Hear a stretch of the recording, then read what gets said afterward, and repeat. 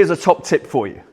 If you've got a 20-minute presentation, never practice it to deliver in 20 minutes in that practice time, because you will overrun on the day. So make sure whatever time you've got for your presentation, this is your time in practice. So 20 minutes, that converts to 16 to 17 minutes. If it's a 10-minute presentation, that is 8 to 8.5 minutes.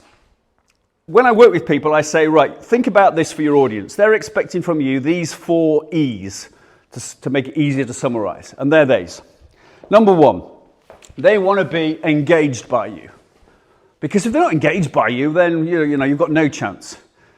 They need to be educated. Because if all you're hearing from someone is stuff you already know, that's a bit boring. And that often happens in internal presentations. Well, we know all this already. Why are you telling us again? They want to be enthused. So I want you to be enthused today to think, yes, I will go and do a presentation and I will implement 1 or 2 or maybe even all 5 of these tips. And to a degree, they want to be entertained. Okay? So I've not brought the fire eating today or the juggling, or I'm not going to tell loads of jokes, but just getting a feel for the fact that you've had an enjoyable, memorable experience is what this is kind of about. So you've all pretty much suffered death by PowerPoint. Oh God.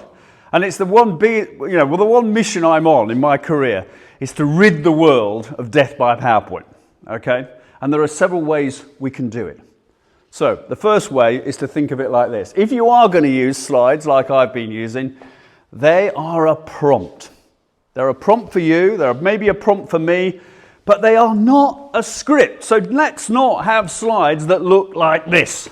Don't do that. So here's 3 ways you can start your presentation which will engage your audience. Number 1, start with a short story or anecdote that's relevant to what you're talking about, but captures their imagination and captures their attention. And it might be a case study. It could be a personal story.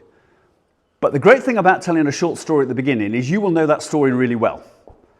And therefore, if you're feeling a bit nervous when you start your presentation, starting with a short story that you're comfortable with will get rid of those nerves, because you'll feel good about it. But don't make it too long, and make sure it is quite relevant to your subject wherever you can. Second thing is a headline statement. It could be something topical, something you've heard on the radio on the way in even, yeah? Or it could be a quotation.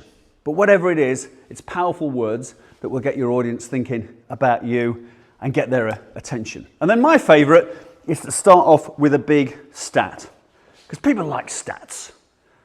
So did you know that 83% of household plastic waste, i.e. in your house, comes from food and drink packaging?